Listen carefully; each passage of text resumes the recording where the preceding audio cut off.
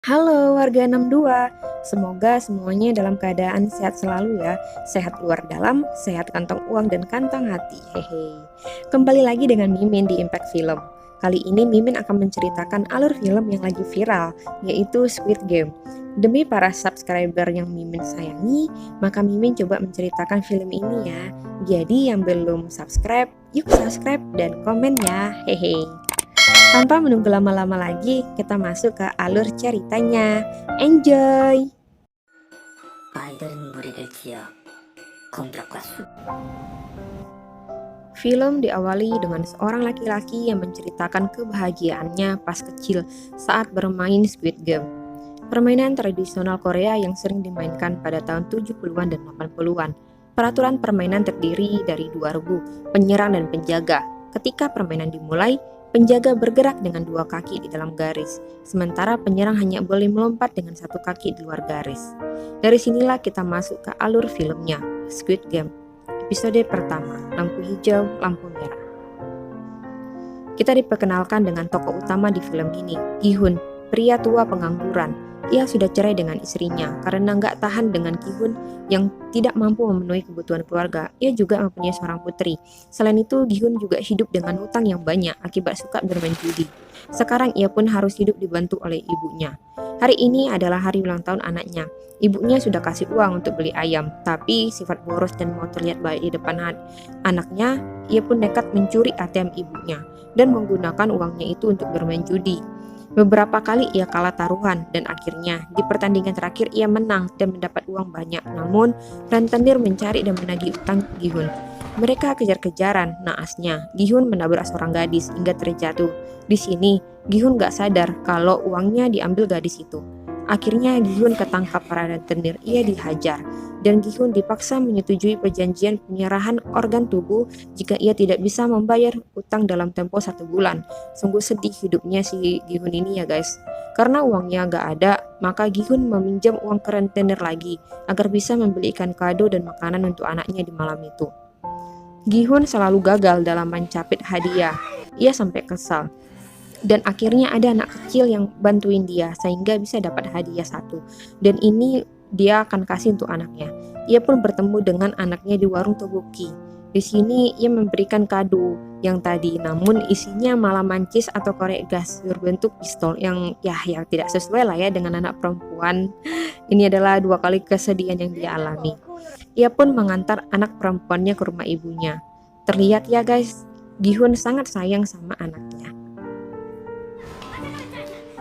Gi-hun yang ketinggalan kereta harus menunggu kereta selanjutnya. Namun tiba-tiba datang Opa Ganteng. Di film ini Opa Ganteng disebut sebagai cameo ya guys. Opa Ganteng mengajak Gi-hun untuk bermain dangji, salah satu permainan anak-anak, dengan bayaran 100.000 won jika menang, dan jika Gi-hun kalah akan ditampar karena ia tidak punya uang untuk membayar kekalahannya. Di akhir permainan, Gi-hun dapat menang. Disinilah ia diberikan kartu nama berisi nomor telepon untuk ikut permainan dengan hadiah uang yang lebih banyak. Sesampainya di rumah, ia ngobrol dengan ibunya yang menanyai tentang acara ulang tahun cucunya hari ini. Di sini nenek mengatakan jika anak dan mantan istrinya akan pindah ke Amerika. Nenek sangat takut jika cucunya akan melupakan Gi-hun. Nenek mendesak Gi-hun untuk bisa membuktikan kemampuannya untuk membiayai anaknya, karena inilah cara satu-satunya agar hak asuh anak pindah kepadanya. Sebelum tidur, Gi-hun jadi stres memikirkan anaknya, bolak-balik gak bisa tidur. Ia pun melihat kembali kartu nama yang diberikan Opa Ganteng. Ia merimang-rimangi dan akhirnya ia memutuskan untuk berpartisipasi dalam permainan. Keesokan malam pun tiba. Gi-hun menunggu di pinggir jalan orang yang akan menjemputnya. Kode identitas adalah lampu hijau, lampu merah. Gi-hun masuk mobil. Di mobil sudah ada peserta lain yang sudah dibungkus. Gi-hun juga sama, ia dibungkus. Ini dilakukan untuk menjaga kerahasiaan permainan. Kita diperlihatkan Para peserta permainan ini dan orang-orang berseragam pink yang sedang mengawasi mereka dari jauh menggunakan komputer, ya seperti sedang bermain game online. Dan ini frontman sebagai pengawas para peserta dan juga panitia dalam game ini. Semua peserta menggunakan seragam yang sama dengan nomor di dada mereka sesuai urutan pendaftaran. Gihun nomor 456. Ia adalah peserta terakhir yang join di game ini. Di sini Gihun mendapat teman pertama, seorang kakek tua yang punya penyakit tumor otak. Kakek ini memiliki nomor seragam 01, artinya kakek adalah peserta pertama dalam game ini. Ternyata di sini Gihun bertemu dengan wanita yang kemarin mencuri uangnya. Ia langsung memarahi perempuan ini dan meminta agar uangnya dikembalikan. Pertengkaran pun berakhir karena kedatangan para panitia seragam pink yang menyambut kedatangan mereka.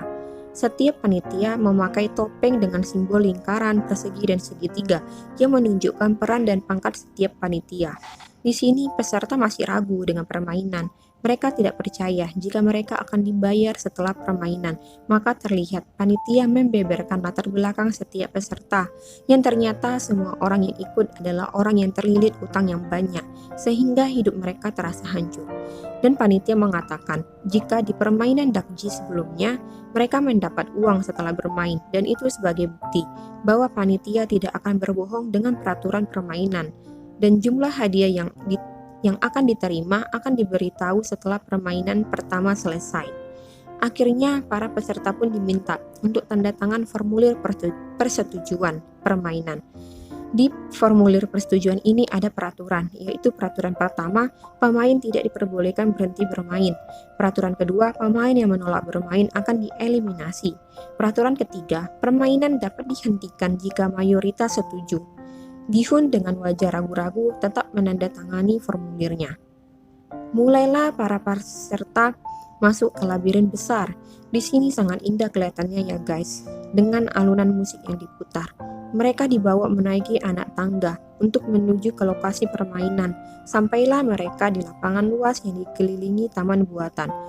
Frontman menyatakan jika permainan bisa dimulai, dan permainan pun dimulai. Pintu gerbang ditutup dan terlihat di ujung lapangan ada patung anak-anak raksasa yang bisa bergerak dan bicara.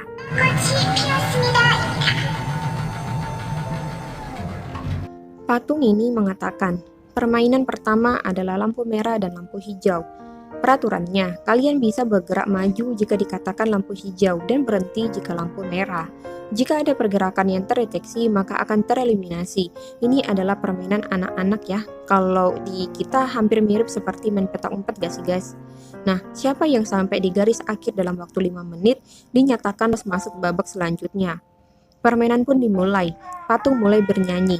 Peserta mulai bergerak, namun 1 orang, 2 orang tereliminasi. Semua kaget dengan suara tembakan. Orang-orang panik dan berlarian ke arah pintu. Akhirnya banyak yang ditembak mati karena mereka tidak mengikuti peraturan permainan. Mereka yang tersisa mematung dengan panik, termasuk Gihon dan yang lainnya, kecuali kakek Ilnam. Ini terlihat bahagia dengan permainan ini. Ia bisa mengikuti ritme permainan dengan baik. Ketika kakek sudah di depan, baru yang lainnya sadar dan mulai bergerak maju. Sudah ada yang dapat sampai di garis akhir. Namun di detik-detik terakhir, Gihun hampir jatuh, tetapi syukurlah ada Ali yang membantu menarik baju Gihun agar tidak jatuh. Dan akhirnya di 3 detik terakhir, Gihun dan Ali melompat keluar garis dan mereka pun selamat. Peserta yang belum sampai di garis dieliminasi satu persatu. Ya, eliminasi artinya ditembak mati. Permainan pun selesai, yang ternyata mereka di suatu pulau terpencil. Dan inilah episode 1 dari Squid Game. Gimana guys, menegangkan gak nonton film ini? Mimin sih jujur menegangkan nonton ini. Kira-kira orang kaya mana ya yang membuat wahana permainan ini? Oh iya, di episode 1 ini kita belum dikasih tahu nominal uang yang didapat. Jadi stay tune terus ya untuk episode keduanya. Bye bye. Enjoy your life guys. Oh iya, agar Mimin semakin semangat untuk bercerita, boleh ya untuk subscribe, bunyikan loncengnya, like, komen, dan share ya guys. Mulia te godang guys. Bye bye.